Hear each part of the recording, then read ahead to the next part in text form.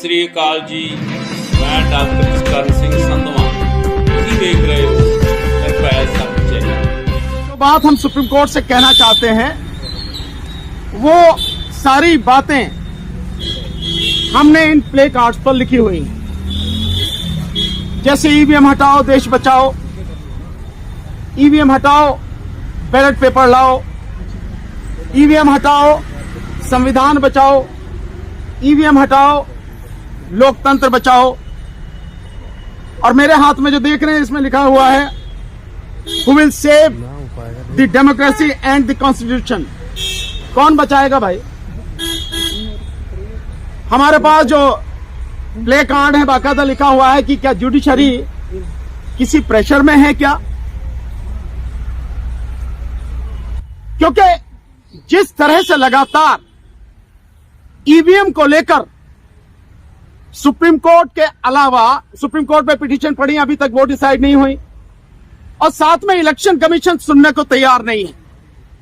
और एक और काम शुरू किया है कि जगह जगह जाके ईवीएम और वीवीपैट को दिखा रहा है इलेक्शन कमीशन। और मजेदार बात कि ईवीएम और वीवीपैट मशीनें किस आदेश के तहत वहां तक पहुंच रही है कुछ नहीं पता, और कौन लोग ऑपरेट कर रहे हैं आपको जानकर जानकारी हैरत होगी कि उसे इलेक्शन कमीशन के लोग हैं वो नहीं कर रहे हैंडल, उसे कई जहां भी हैं कारपोरेशन के लोग वो उसको हैंडल कर रहे हैं जिनके विषय में उसको कोई जानकारी ही नहीं। इस तरह से हो रहा। तो हम सुप्रीम कोर्ट तक अपनी आवाज पहुंचाने के लिए, अपनी बात पहुंचाने के लिए आज यहां पर सभी एडवोकेट इकट्ठे हुए हैं कि सुप्रीम कोर्ट इस गंभीरता को समझे कि अगर देश में ईवीएम से चुनाव 2024 का होता है तो देश में डेमोक्रेसी नहीं बचेगी, कॉन्स्टिट्यूशन नहीं बचेगा, और साथ में जुडिशरी भी नहीं बचेगी।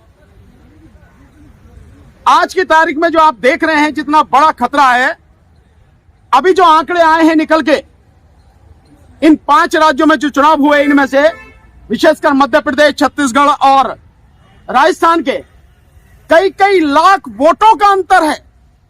राजस्थान में बताया गया 55 लाख वोटों का अंतर है, जितनी वोटें पड़ी हैं और जितनी वोटें काउंट हुई हैं।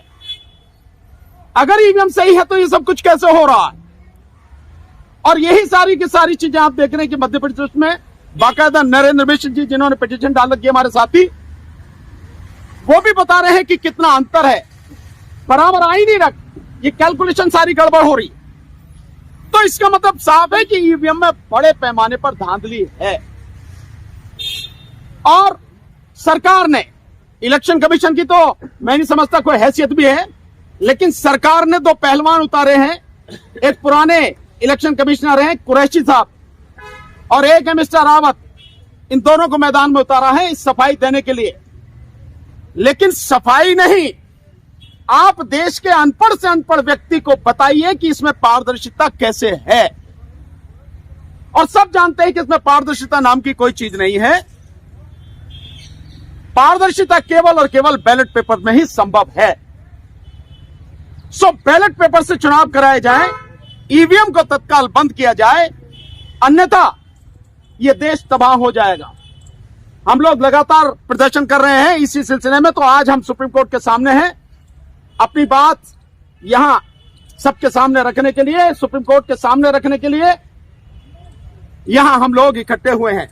मेरे साथ में बड़े भाई महमूद पराचा जी भी हैं, एडवोकेट और पूर्व मंत्री राजन पाल गौतम जी भी हैं, मेरे साथ श्री बलराज मलिक साहब भी हैं, और मेरे साथ में भाई दीवान सिंह जी भी हैं, हमारे साथ में तनवीर भाई भी हैं, साथ में सावित्री सिंह जी एडवोकेट वो भी हैं, प्रेम प्रताप सिंह एडवोकेट वो भी हैं हमारे साथ में भगवान सिंह जी भी पहले पीपी रहे हैं वो भी हमारे साथ में, और हमारे कितने ही साथी हमारे साथ में।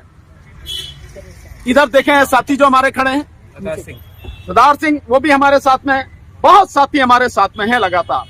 और यहां सिर्फ खड़े होने का मतलब यह है कि यहां के माध्यम से बात सुप्रीम कोर्ट तक हमारी पहुंचे। सुप्रीम कोर्ट के चीफ जस्टिस साहब से हमारा विनम्र निवेदन है और सभी जजेस से निवेदन है कि इस बात की गंभीरता को समझें। और इसके साथ साथ जैसे हमने पहले कहा आपको कि हम बाकायदा सुप्रीम कोर्ट के सभी जजेस को हाई कोर्ट के सभी जजेस को एक बाकायदा अपना ज्ञापन सौंपेंगे ताकि उनको भी पता लगे कि सुप्रीम कोर्ट में किस तरह से धांधली होकर इस देश का लोकतंत्र और संविधान को खत्म किया जा रहा है। हम आज जो लॉयर्स मुट्ठी भर यहाँ सुप्रीम कोर्ट के सामने खड़े हैं, ये ऐसी जगह है जो देश की सबसे बड़ी दूसरी भारत की जनता के बाद इंस्टीट्यूशन है जो संविधान को बचाने की और डेमोक्रेसी को बचाने की संस्था है सबसे बड़ी। हम उसके सामने खड़े हैं और भारत की जनता नहीं, पूरी दुनिया की जो लोकतांत्रिक जनता है, लोकतंत्र में विश्वास करने वाली जनता है, उसके बिहाफ पर बहुत ही आदरणीय तरीके से गुहार लगाने खड़े हुए हैं सुप्रीम कोर्ट के सामने के बहुत जल्द से जल्द ऐसा फैसला आप लोगों से पूरी दुनिया के लोग एक्सपेक्ट करते हैं, जैसा फैसला दूसरे संवैधानिक अदालतों ने दूसरे देशों में किया है कि ईवीएम से कोई भी इलेक्शन फ्री एंड फेयर नहीं हो सकता, स्वतंत्र इलेक्शन ईवीएम से हो ही नहीं सकता, स्वतंत्र इलेक्शन सिर्फ और सिर्फ पेपर बैलेट से हो सकता है। ये उम्मीद लेके पूरे देश की जनता और पूरी दुनिया की लोकतांत्रिक जनता आज टकटकी बांधकर सुप्रीम कोर्ट ऑफ इंडिया की तरफ देख रही है। तो कृपया आप एक ओपन कोर्ट हैं, कृपया आप एक ऐसी संवैधानिक दुनिया की सबसे बड़ी संवैधानिक कंट्री के, डेमोक्रेटिक कंट्री के, एक सबसे पुरानी सभ्यता वाली कंट्री के कॉन्स्टिट्यूशन की, संविधान की रक्षक बॉडी के रूप में आप खड़े हो और पूरी दुनिया आपकी तरफ टकटकी लगा के देख रही है। मेहरबानी करके इस एक ऐतिहासिक मोमेंट पे जल्द से जल्द ईवीएम हटाने के लिए और पेपर बैलेट से चुनाव कराने के लिए जो भी कानूनी अड़चन है, हालांकि कोई अड़चन है ही नहीं अगर इसको ध्यान से देखा जाएगा, उसको दूर करके पेपर बैलेट से यानी कि मतपत्र से चुनाव कराने की कृपा करें। ये उम्मीद पूरी दुनिया इस वक्त भारत की सुप्रीम कोर्ट से कर रही है। बहुत बहुत शुक्रिया। एक मैं बात और कहना चाहता हूँ, माननीय सर्वोच्च न्यायालय के मुख्य न्यायाधीश और कंपेनियन जजेस से, चूँकि आपने एक व्यवस्था दी थी कि इलेक्शन कमीशन ऑफ इंडिया के गठन में 3 लोगों की जो समिति होगी उसमें एक देश के प्रधानमंत्री होंगे, एक विपक्ष के नेता होंगे और एक सर्वोच्च न्यायालय के मुख्य न्यायाधीश होंगे। लेकिन केंद्र की सरकार ने संसद के द्वारा एक बिल लाकर उस सुप्रीम कोर्ट के द्वारा दी गई व्यवस्था को बदल दिया और अब इलेक्शन कमीशन का गठन करने वाली 3 सदस्य कमेटी के अंदर जो 3 सदस्य होंगे उसमें देश के प्रधानमंत्री होंगे और एक कानून मंत्री होंगे, यानी 2 लोग तो केंद्र की सरकार के हो गए और एक विपक्ष के नेता होंगे। इसका मतलब इलेक्शन कमीशन का गठन केंद्र की सरकार जिस अधिकारी को चाहेगी उसको चीफ इलेक्शन कमिश्नर और बाकी इलेक्शन कमिश्नर्स बनाएगी। तो केंद्र सरकार के द्वारा बनाए गए चीफ इलेक्शन कमिश्नर और अदर कमिश्नर्स उनके इशारे पे काम नहीं करेंगे। ये पॉसिबिलिटी है कि वो संदेह के दायरे में हैं, उन पे भरोसा करना मुश्किल है। इसलिए मैं माननीय सर्वोच्च न्यायालय के मुख्य न्यायाधीश और अदर कंपनी जजेस से निवेदन करता हूं कि आपने जो रूलिंग दी थी उसको आप अपहेल्ड कराइए और इस संसद के द्वारा पारित इस कानून को नल एंड वॉइड डिक्लेयर कराइए। धन्यवाद। सब्सक्राइब करो, शेयर करो।